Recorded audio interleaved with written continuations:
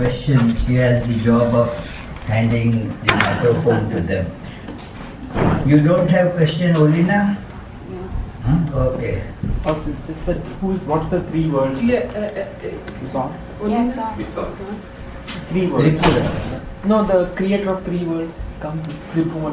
Yeah, Tribhuvana. What So are 3 words is same this Tripura that I had explained earlier. 3 words. In a simple way, it is mentioned the world that you are seeing. Then there is the world above you and below you. Everybody, all beings, and they feel that theirs is the middle there. There is something below them, something higher than them. It is so. Therefore, it is the 3 worlds. Something compared to whom you are better, and something that is compared to which you are inferior. So that 7 classification you can. They are that kind of then they is. that is included in that the 3. Instead of further dividing the higher ones into 7 higher lokas, Swarga and all that, I forget. Then there are the 7 down, Sutala, Vitala, Patala and all that. So it is, they are included in this 3 bhuvana, that whatever you are perceiving now, whatever you may, when you evolve, you may be able to perceive, and something that is below your present stage, and you may get pushed into if you don't use your faculties in the right way. So you may be pushed into the nether worlds. So that is, if you don't do things right. So therefore, this is how the division of 3. It is also depends on waking state, dreams. Yeah, exactly. It is that also can be used to understand it. That at waking state you have one experience, in the dream state you have another experience, in the deep sleep state you have still different experience. So these are the 3 words you can think of, but that is not normally referred to. 3 bhuvana is what I have explained further, that it is everybody, that our sense of I, ego, is such that it makes us feel that there are the higher and then there are the lower. We are at the center of the circle. The world, our world revolves around us. That is how God and man, Swami Vivekananda explains, it is that man is a circle whose circumference is nowhere, but the center is in the body. Whereas God is again a circle with circumference nowhere and center everywhere. So this is the difference, that I become the center of my world. My world is woven around me. So there is something that I see and then I don't see, but I can imagine. That is the higher lokas that I would like to go to, and then the lower worlds that I may get pushed into. So it is 3 worlds spoken of in that. Some can say the past, present, future also. In that way also one can classify them. So it is 3 bhuvana. Any other question? It's maybe more like comment. So so we have this huge ego, most of us. But also, it's amazing that we have a sense of, at least glimpses sometimes, of what it can be if the ego is reduced. I mean, that is also very much present. Yes, it is present with, you are right, that if the ego diminishes, how much the door of knowledge opens. The more the ego is reduced, the wider the door of knowledge opens. Yeah. Anybody else has any question? Oh, that Kunalda.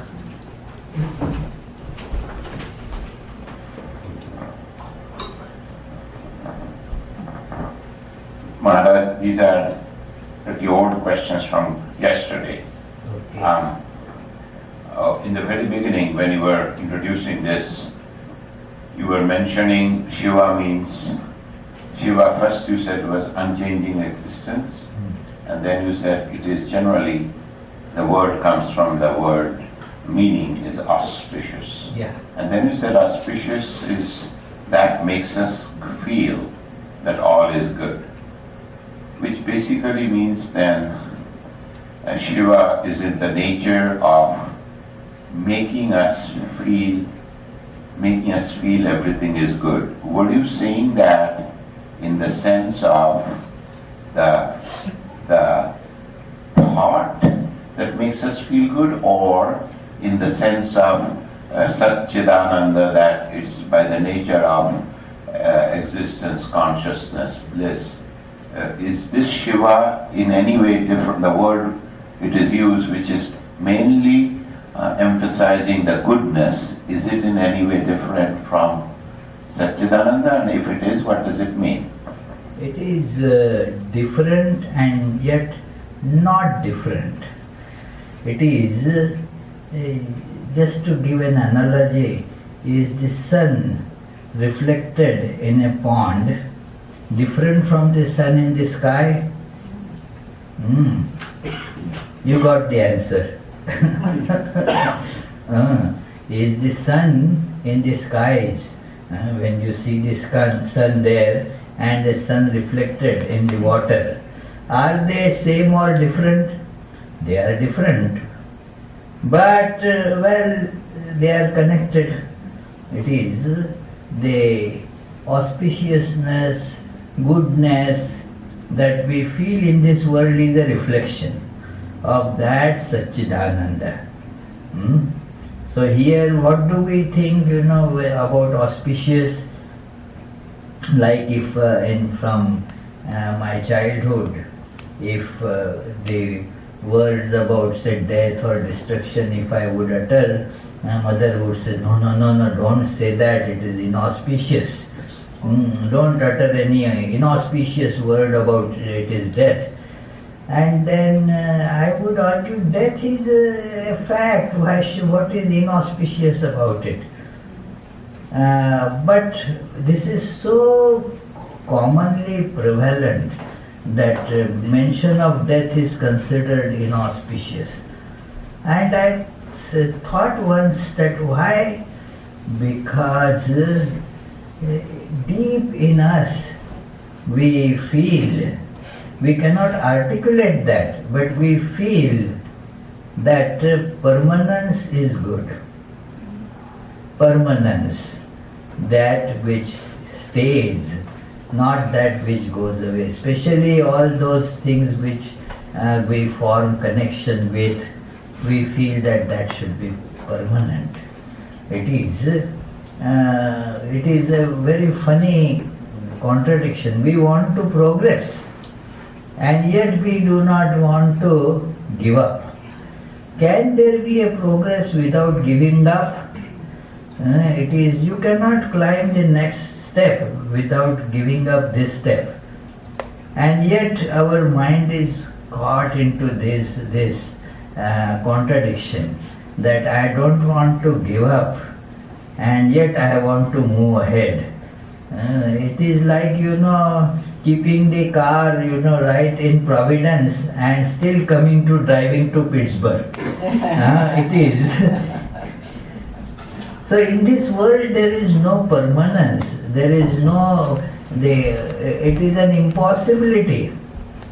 But then why do we think of permanence as auspicious? Because actually, in reality, there is permanence. It doesn't go away at all. It is, permanence means beyond time, not long lasting. Permanence is beyond time. So that is Satchidananda, that is beyond time. And thus that is permanent, does not go away, and therefore it is auspicious. Shiva, I have it, yes, it will not go away. We don't have to say, well, no, don't say death, it will be inauspicious. There is nothing inauspicious about it. It is by nature auspicious.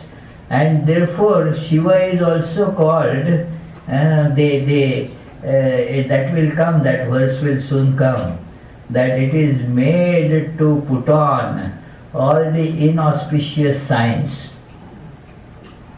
And yet its auspiciousness does not get affected by it at all. And just as you may put a lot of nice coloration on petroleum, a tank of petroleum, nice coloration, and I have seen actually that they have put the nice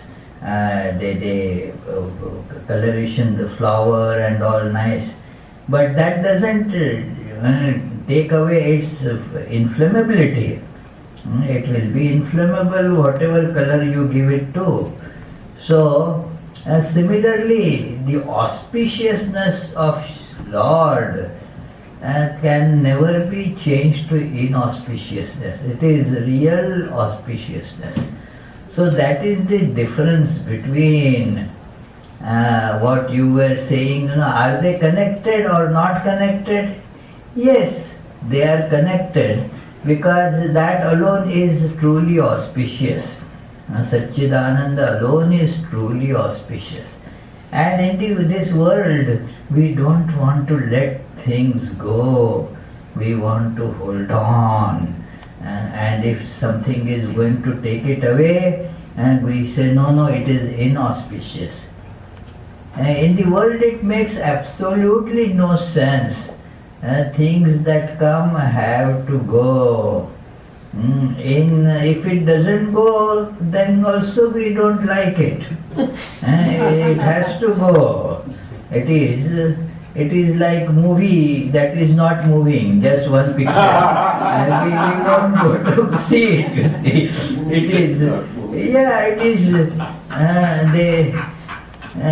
It happens in the family.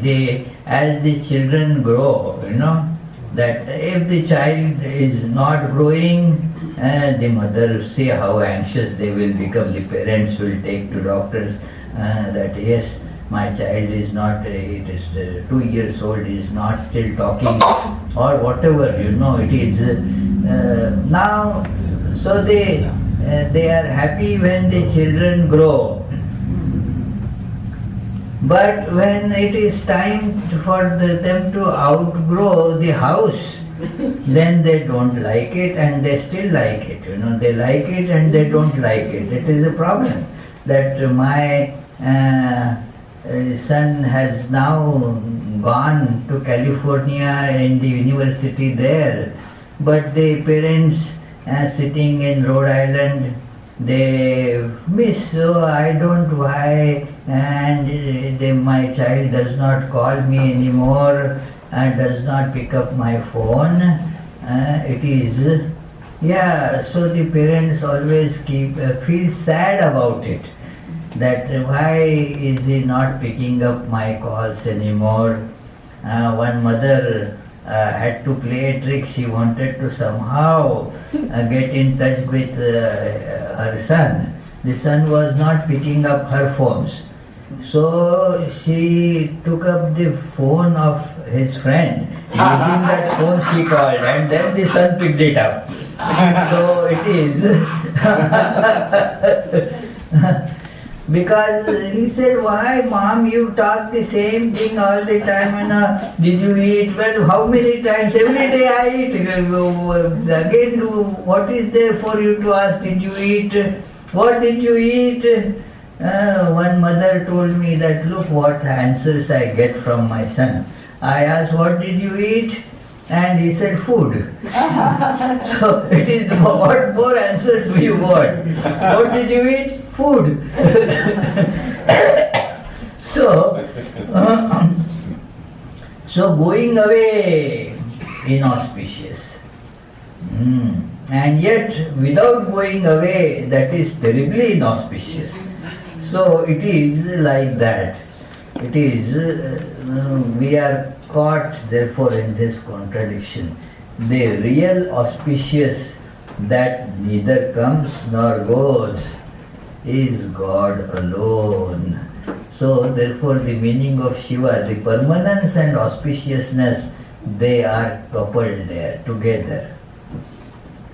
Any other question? Mother, Oh, you have one more, okay. I have a comment and a follow-up.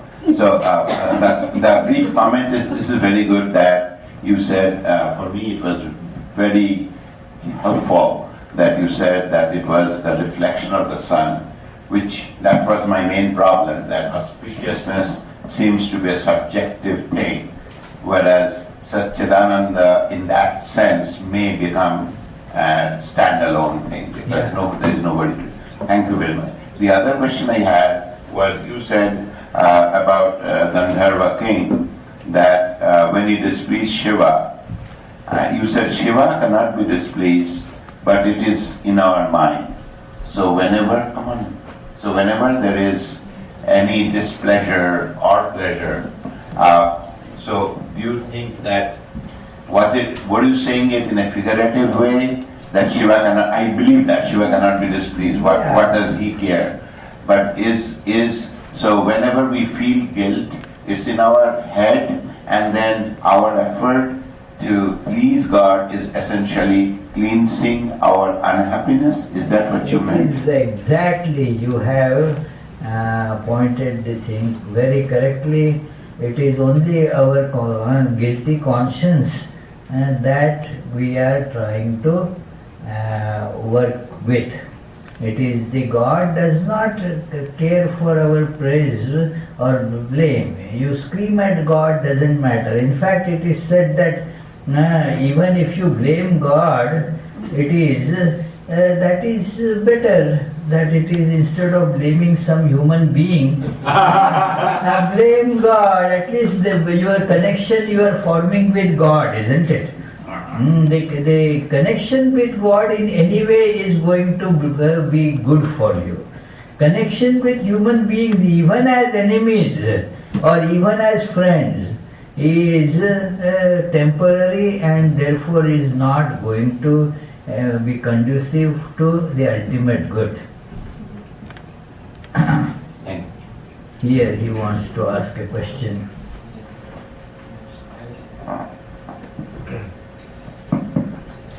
So Maharaj, we have been told the purpose of our life is to resolve our mind and to see that we are God, we are Brahman. That's the purpose. My question is, we were always Brahman. Before our birth we were Brahman. After our death we will be Brahman. So why this creation? Oh, well. Why this exercise? First of all, that's the standard. That there is no why about creation or why about the spiritual practice. It is something that is beyond the scope of why. It is the one gentleman was talking to me. It was about this. Why should I do spiritual practice? I said, okay, don't do. Don't do. Are you as if you are obliging me by doing spiritual practice? I don't need your obligations in that matter. If you don't think it is necessary, then don't do. If you think it is necessary, then why ask me? You already know why you should be doing. So, it is, we were always Brahman, we are Brahman, we will be Brahman. In fact, there is no past, present, future there. So, there is no why as to how we feel, why we should see, why should we do like that about God. God is beyond this division. It is, here we do all this because although we have read, like I read that God alone is beyond past, present, future, the question is, do I experience this truth? And the answer to that is no, I experience all these names and forms, past, present, future, I am caught in that. So, to experience the truth that I feel convinced of and what the sages have described as their experience, I want to have that experience. So, I do the spiritual practice, I do the sadhana as has been told by them. And like if I want to go somewhere, say to see African safari, then those who have gone, I ask them, they tell, oh, okay, you should do like this and beware of this and don't go too near those crocodiles and what they say. Yeah. So it is, I take their advice because I don't have the experience, but they have. So this is how we proceed about experiencing that which is timeless, never born, never die, and that which is Satchidananda. So it is our desire for Satchidananda is innate. All that we seek in this life is existence, knowledge and bliss. And had we gotten it here as such, then we wouldn't have cared for God. But here we don't get existence. We want to exist, we want to live, but our living means marching towards death. Our living is synonymous with dying. We don't get to live here. It is, our living is same as dying. Our happiness is same as misery. It is, and our knowledge is same as ignorance.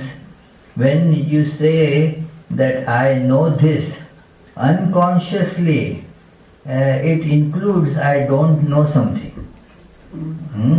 I know this is a statement of my not knowing something too. It is, therefore here you don't have the proper knowledge, you don't have proper existence, and bliss, what to speak about it, we don't need to elaborate, we know. And going to grab happiness, you think that you are grabbing happiness, when you grab it you see it is misery. It is not that, we wonder, I thought that it is going to make my life happy. Hey, what happened? It is like that. It is so many. One person was so much eager to get a job that is going, if I get that job, my life will be so happy. All the worries will go away and all that.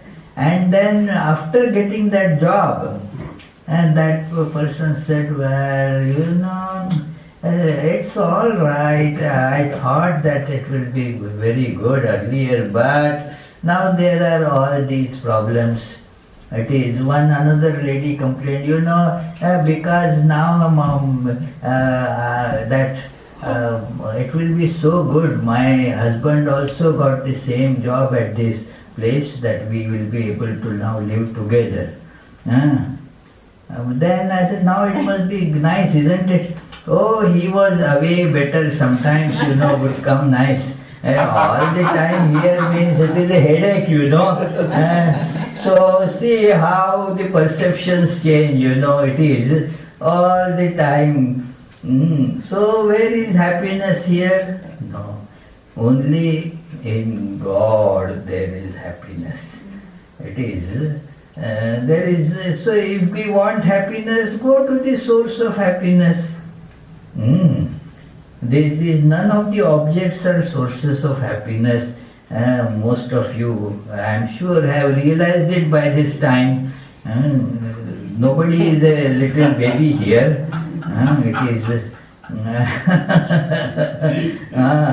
It is one, that is, I had not heard this term before.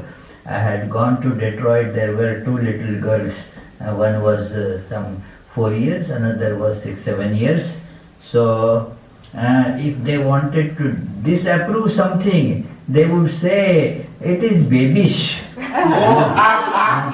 What is earlier I had heard the word childish, but this is babyish. Now, to get happiness from something is babyish, isn't it? Let me get happiness from money. Isn't it babyish? It is babyish. It is, let me get happiness from candy. It is babyish, you see. It is. So, we are all grown up, so we know that no object can give us happiness. Only God can bring us happiness. So that is a compulsion on us to seek that existence, knowledge, bliss. So that is why we do sadhana. We are compelled to do that.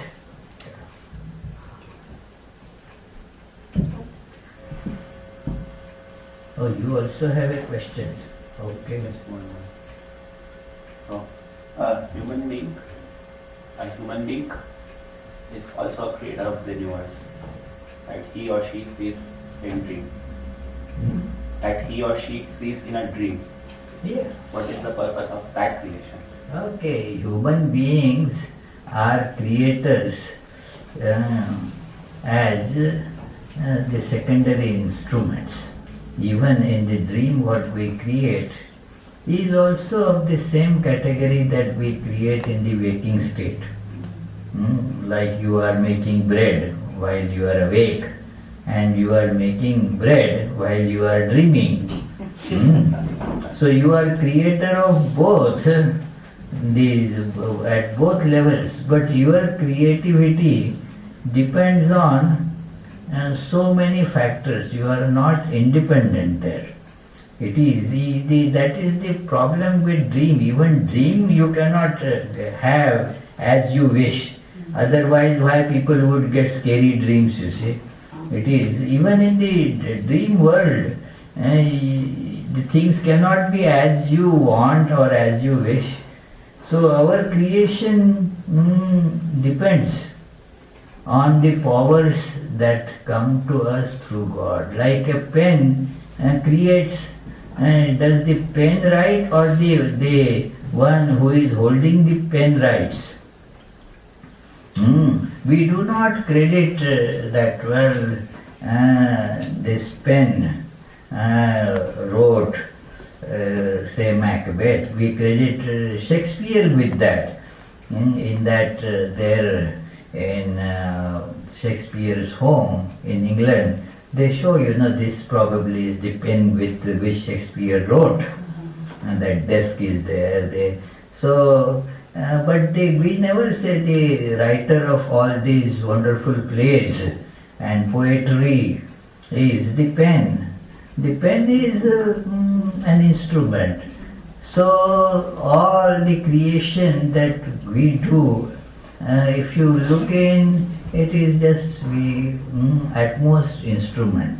To realize that is a great big step in our spiritual journey, that we are mere instruments.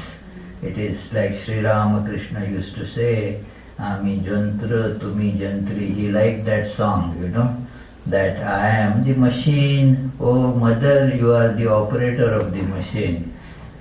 It is, that is how our creativity, whether in waking state or in dream state, is subject to, like the, that puppet show. It is the puppets thing that they are doing lot of work here, well, it is the string, those who pull the strings, they are doing it. So we are like puppets. We have no choice as such of our own. And whatever is scripted and whatever they accordingly the string puller is doing it, the puppet, the stage that is on the stage, you see so many things. The audience may get fooled to think that the puppets are doing, but the puppets, they are not the creators. They similarly, we are like those puppets. We do not create anything independently. So Maharaj, what I was actually what I was trying to come, so waking state, we are actors and there is a director. And in the dream state also. So you can say, since it's happening in our mind, we are the director and somebody is also acting. It is even in the dream state. Even in the dream state, we are just actors, nothing more than that. It is happening in the mind, but who is directing the mind? We have no way. In fact, we have much less control on our minds than on our body. You can bring your body here to the retreat and keep it here. Can you keep the mind in the class? No. It is, you want to keep it, no doubt. That is why you brought here. But do you have the freedom to do it? Our minds have much less we have much less control on our mind than on our body. The body you can take as per your wish to many places. You can say, okay, I will lift my hand, okay, and if you don't have paralysis or any such thing, and then you can lift my hand. I didn't tell you, Shamani, to lift the hand.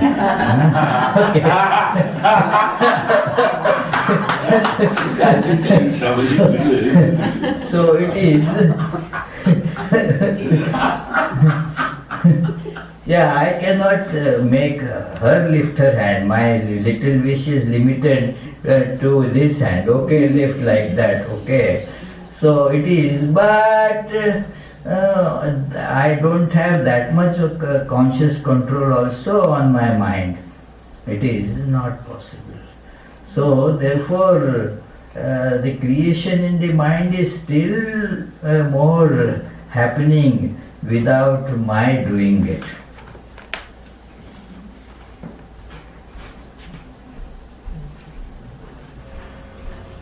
That's why she was. No,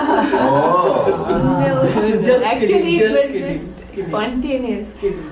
Lord Shiva is often thought as the Godhead with a form, and which is being meditated, the form of Shiva. So there's an identity also of Shiva. So is this him? Does it transcend that Godhead aspect, and is it more on this universal? Very good question, and that is, this dual aspect is not only associated with Shiva or Godhead, with everybody, with everything. There is the aspect of it that is perceivable as a particular name and form. But then there is an aspect that eludes the grasp of name and form. That is its other dimension. Like you think of chair, this chair, you particularize it, you see a form and all that. But as concept, chair, it transcends a particular form in time and space. Then you use this word figuratively, it becomes different. That in that university there is a chair for this thing, a chair for Vedanta studies.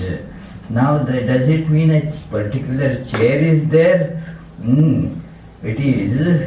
Oh, that person gave a big grant, say $700,000 to have a chair of Vedanta at the university. What chair costs $700? That doesn't mean a particular chair like that. So the meaning of chair gets expanded. So you imagine, the concept of chair, the transcendence of the concept beyond time and space. In Patanjali's yoga aphorisms, you will see the samadhi of this type, that you grasp a particular idea, concentrate on that, and then your merging in that will be one type of samadhi, savichara. Now you take that thought, remove the boundaries of time and space associated with it. This is a beautiful exercise, and that remove whatever you think, remove the time space from it, and then it becomes formless. It is that very thing becomes formless. It is, and that same idea is with the God also. God, in God it becomes very, very prominent, because we intuitively know God as without any limitation. And so it's thinking of God as formless is quite understandable. We can easily, but when it comes to our adoration of that God, immediately a form comes. When I think of God, a form comes. Think of God, immediately there is no possibility, because our anthropomorphic limitations make everything with form, particulars, the associations, all that come with it. So the Shiva also is like that, Vishnu is also like that, all that Godheads that we think of, there is a form aspect, there is a non-form aspect. Do you sing Ram Nam Sankirtanam here sometimes? Yes. So how it begins? Shuddha Brahma Parat Pararam. Shuddha Brahma. There is nothing that can be divided there. Shuddha Brahma Parat Pararam. Kalatmaka Parameshwar Ram. Kalatmaka. Then that very reality is taking this time-space continuum like form, Kalatma, where creations happen now, creation, preservation, all. So the next line, Sheshatalpatarunedritaram. That now, that Vishnu, that Lord, Rama as Brahman, Rama as time, Kal, Rama as the Vishnu is reclining on the bed of a great snake, Shesha. There is a pun on this word, I mean not exactly unintended pun. It has this double meaning, that Shesha means that which remains, residue. That is also the meaning of the word Shesha, that what remains. It is that in Sanskrit and many Indian languages derived, and the Shesh means a remainder. That it is in Bengali, the Shesh Kichuro Ilona means nothing remained.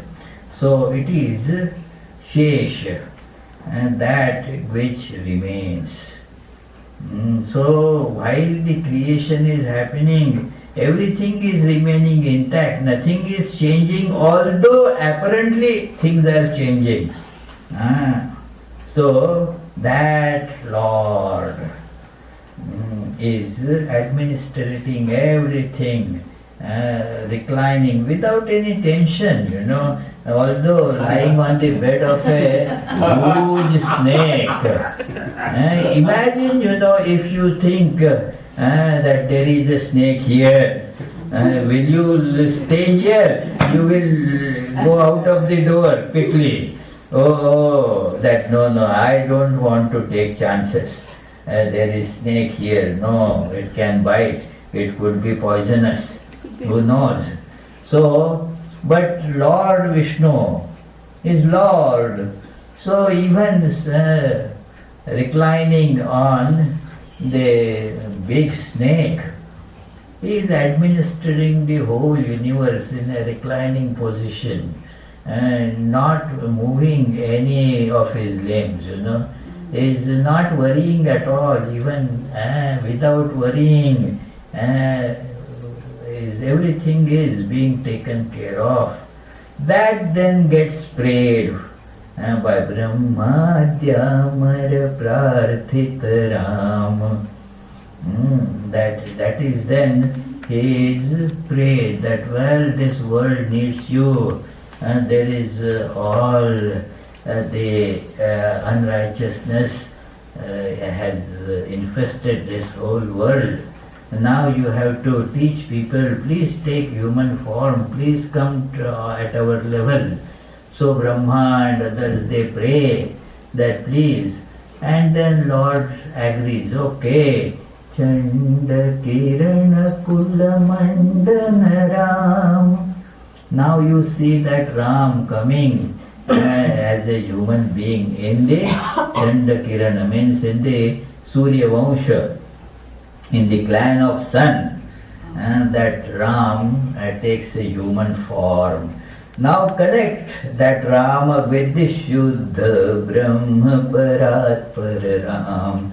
So both are same. That Rama, which is pure Brahman, without any trace of time, space, causation, that very Rama is also a human being crying for the loss of Sita, where my beloved Sita went. You see, it is the same Rama. It is to be understood. So Shiva, with all different forms, there are so many ways of worshipping Shiva. The most common thing is that Shiva Linga, that there is this just a stone with not any particular form as such, to show that it is just a symbol, and that Linga means a symbol. So it is a symbol without any particular design, drawing, or so worship that. But if you do not just get satisfaction, you want the face of Shiva, okay, then face the Shiva with all the Ganges locked matted hair, and then Ganges flowing through it. See the how much scope you get to your imagination by that. And all the time you are getting connected to Shiva, that is beyond all. So, that which is beyond all, our imagination does not get any scope there. You cannot paint any Shiva there. It is, you know that story, that one very well-known portrait maker went to Lord Krishna when he was in Dwarka, a king, and said, I would like to make your portrait. I had made portraits of so many famous people. I would like to make your portrait. Can you give me a sitting? I won't take much of your time. I am expert. 15 minutes would be enough. Lord said, okay, no problem, take your time. And then he sketched everything and told Lord, by tomorrow I will finish everything, do the finishing, this thing, fill colors, and I will bring it to you tomorrow. Now when he brings the next day, it is that it doesn't match with Krishna's figure, because Lord has changed his form. And so the portrait he made did not match the appearance of Krishna, and so he became crestfallen. Krishna said, don't worry, things happen, give it another try. It is, again the same thing happened, and this artist became so depressed, very frustrated. In my whole life I never had to face such humiliation. It is everywhere, just one sitting, you will not be able to differentiate between the person and the portrait. It was so exact. And here, every time I am facing this defeat, terrible, no point in living. So he decided to commit suicide. So much depression, in depression people commit suicides. So he also decided to follow that trend. That what you should do is, when you are depressed, okay, let me end this life. So went to a forest to, because otherwise people will know and will try to save him and so forth. So goes to a forest, and then before he could commit that, hang himself from a tree, he met a holy man. Hey, what happened? You look so depressed. And then he narrated a sad story, that this has been what is happening, I feel no probability. Said, you silly, for such little things, does anybody commit suicide? Why you get depressed? I will give you a solution. Yes, and he gave him the solution. And that take portrait like this to Lord Krishna, tell that I have brought a finished portrait. Lord will not be able to deny that. And he took all that, covered that portrait nicely and said, Lord, now this is your portrait. It was a mirror. So now Lord cannot deny that I don't look like that. No, it is, that is how, we make God in our own image, you see. It is not that God made us in His own image, that is the biblical saying.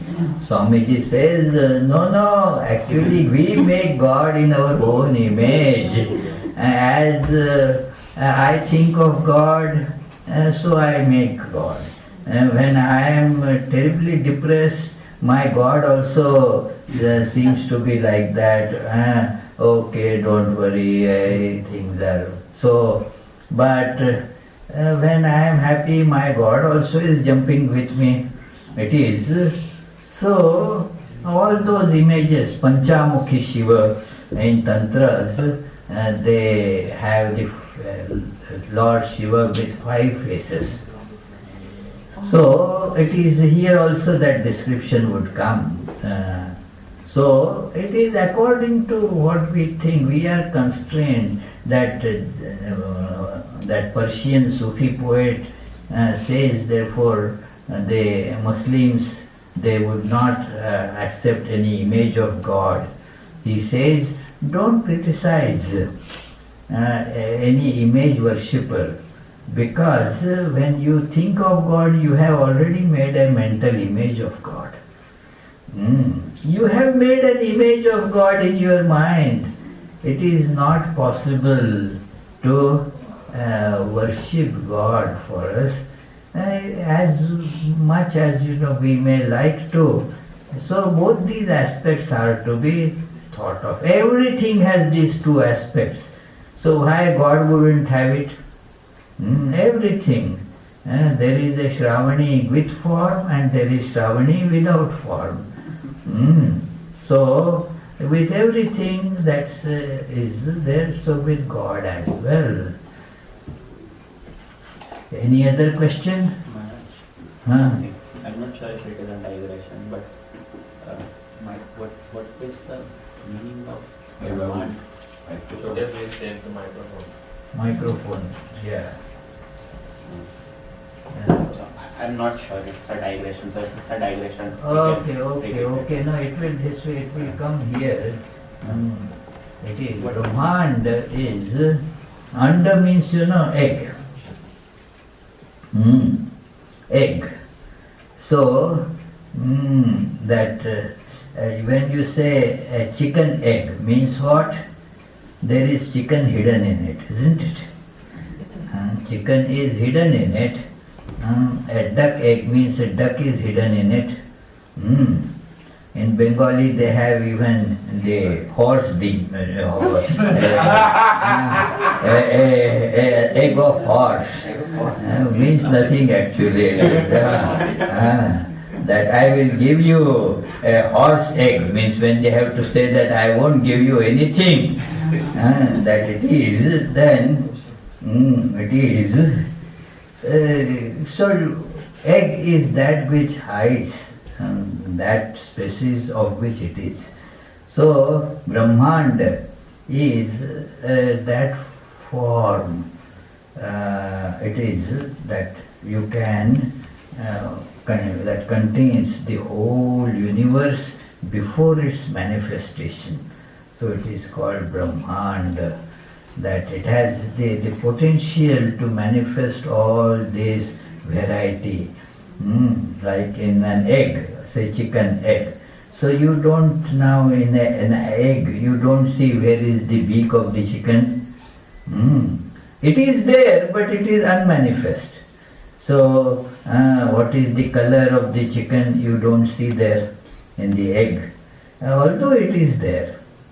You don't see the wings, but they are there. So when it breaks, then the variety that was there already manifests. So similarly, Brahmanda is that concept that everything, it just comes up. It is manifestation. Like in that one, that USB, that stick, 5,000 songs are there. 5,000. Now do you see which song? No, but when you play, and then they all come out, It is so exactly like that. There is so much variety here that you see. It was all compressed, unmanifest, in that what is called Brahmanda, the egg. What is the term for what is unmanifested in that egg? It is, that is called Brahmanda, the unmanifested state of this universe. Yeah, it is there but not apparent. Anybody asking question or done? Done for this class. Okay, so we shall move to